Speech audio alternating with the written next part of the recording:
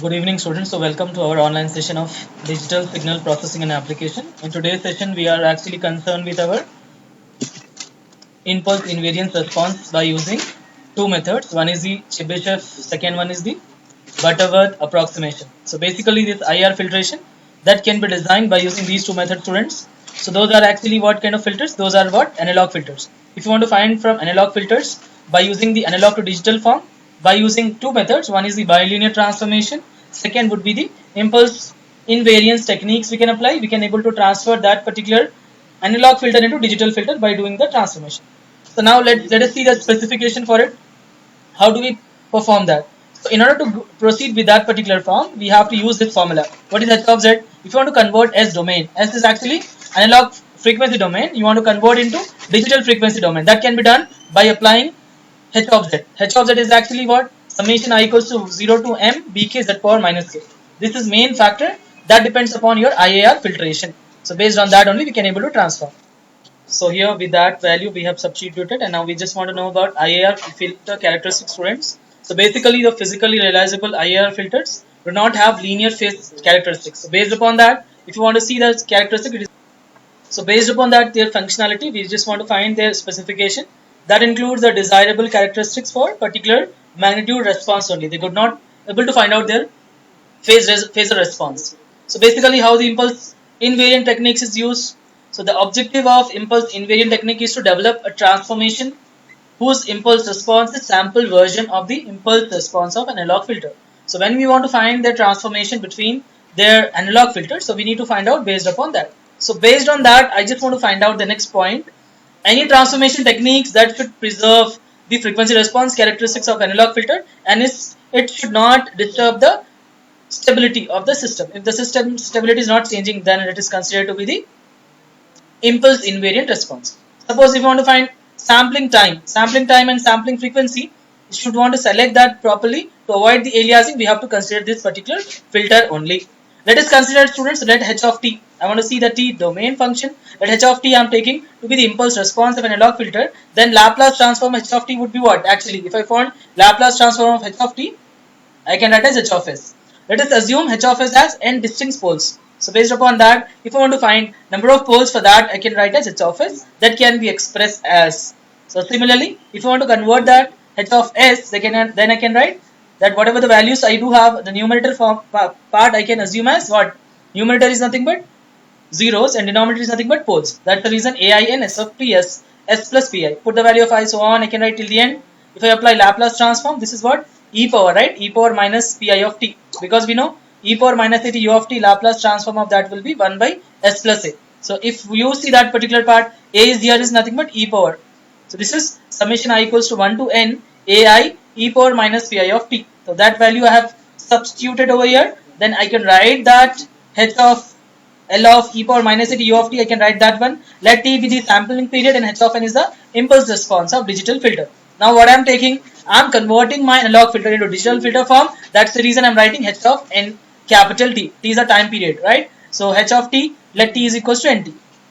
This is all the derivation part you do have. Only the thing what you need to know is I want to utilize whenever I want to find the Laplace transform.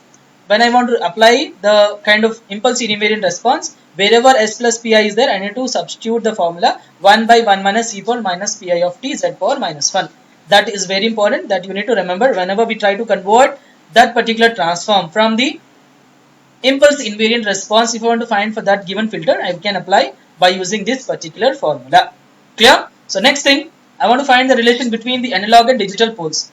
What is the relation between that? So in order to get that particular relation, I had s is equals to minus pi. That could be an analog pole, right? So if you want to find digital pole for that, then what I should have to apply? I need to apply the Z transform.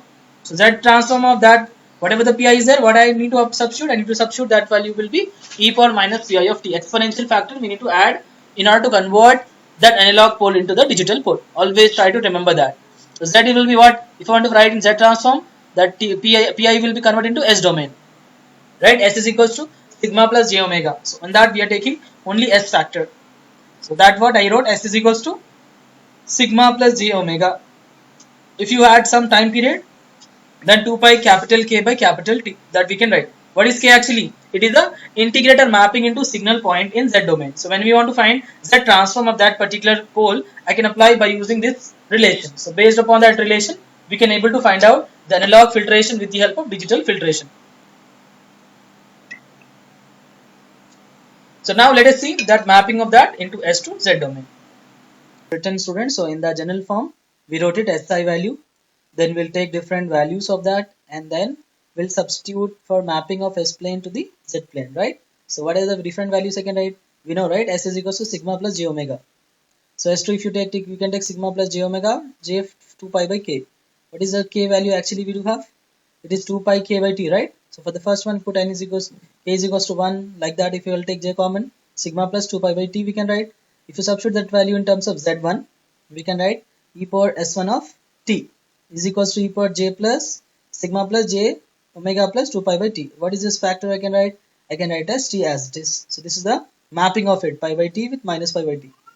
So once we do have this particular form, we can able to write this parts are greater than pi by 2 or less than minus pi by 2. This is causing aliasing, right?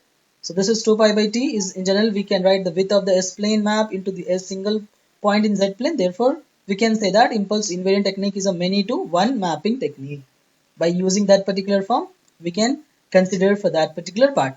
Now, what is the relation between your angular frequency with your digital frequency? So to get that, again, Z is equals to e power st.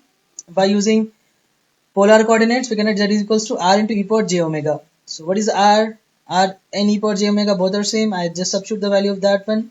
With respect to this, what I can compare? I can compare r is equals to 1, right? Omega is what? What is the omega value? This omega is equals to this angular omega t. That's a relation between your linear relationship between angular and digital frequencies, right? That is analog and digital frequencies. So given analog transfer function, if you suppose this is given, they ask to write and find out the techniques, impulse invariance techniques to find out this answer. What we will do? First we will take a partial fraction, a by s plus 1, b by s plus 2. We cross multiply, we'll apply the partial fraction, put the value s is equals to minus 1, put the value s is equals to minus 2 in this equation, we can find a and b. So we got a and b. So what is actually value of s I can write, students? So we can write as what is the value of pole, that power will write e power minus p of t z power minus 1. Here is 1 is, that's the reason both the side 1. What is s plus 2? I can write e power minus 2 z power minus 2. So e power minus 1 substitute here, e power minus 2 substitute there, cross multiplied with that 2 into this factor, this minus 2 into second factor, you will get the answer. So this is what we converted your given function in terms of your transfer function. So this is how we can substitute and we can able to find out the answer for given response. So that given response has been obtained by applying this particular transform. So this transform techniques has been obtained and we can able to find the impulse invariant response of your analog filter into Z transform filter. Okay, that's how it has been written as H of Z. Clear? So this is one example we did for what is actually impulse invariant response, right? What we did, first the question is given H of S is equals to this one. They asked to find what actually the question is.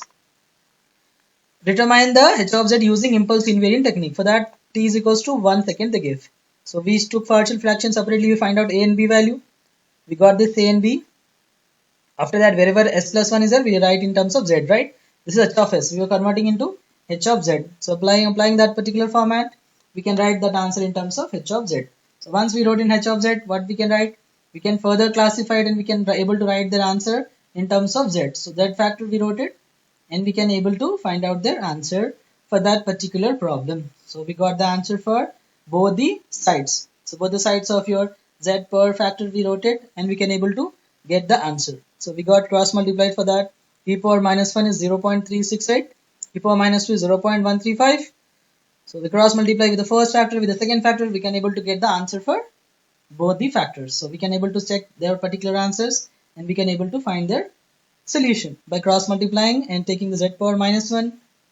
We can, both are same, right? Z power minus 1, Z power minus 1, 0.736 minus 0.270. If you do it, you will got this particular answer. So we substituted that one.